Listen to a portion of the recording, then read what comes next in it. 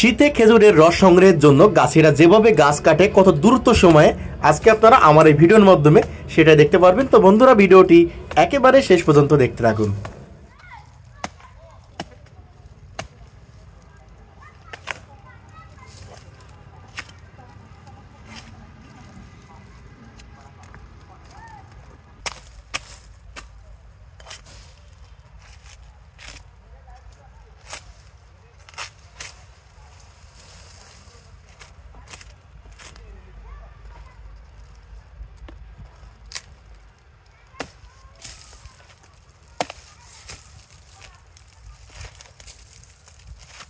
আজকে কতগুলো গাছ কাটিয়েছেন? এই কেবল ছিলে থেকে উঠেছি, খাওয়া দাওয়া করে আসি। কাটবেন কতগুলো? গাছ দিয়েছিল তো 18-20টার মতো। বয়স কত আপনার? আমার বয়স 60, ধরেন 60 বছর বয়স। পার ডে 18-20টা গাছ কাটতে পারেন এই সিজনে, নাকি তারও বেশি পারেন? 150 বাড়ি। হ্যাঁ, 150 কাটি। সিজনে 150 কাটেন? 2 ফোন করে গাছ কাটতে পারি সপ্তাহে, তো সারা সপ্তাহ করে কাটতে হয়। 20টা 25টা 30টা ডেলি কাটতে হয়। কত করে একবার বিক্রি করেন? কত করে? 250-300।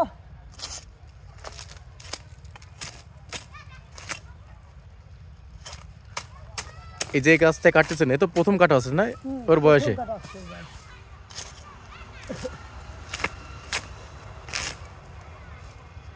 এই যে প্রফেশনাল গাছি যারা, আপনিও তো প্রফেশনাল।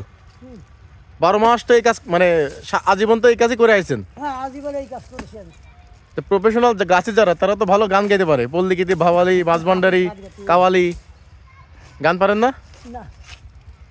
লজ্জা পাচ্ছেন তাই না, নাকি পারেন না? আমি গান পারিনি।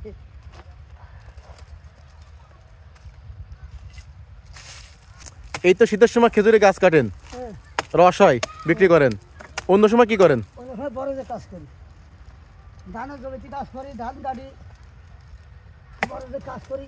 বড় যে প্রত্যেক দিন আসছে 500 টাকা দিবি। নিজেকে কি বললে খুশি হন? দিন মজুর নাকি আপনি গাছি, কোনটা? ওই দিন মজুর। গাছি তো 6 মাস, 4-5 মাস।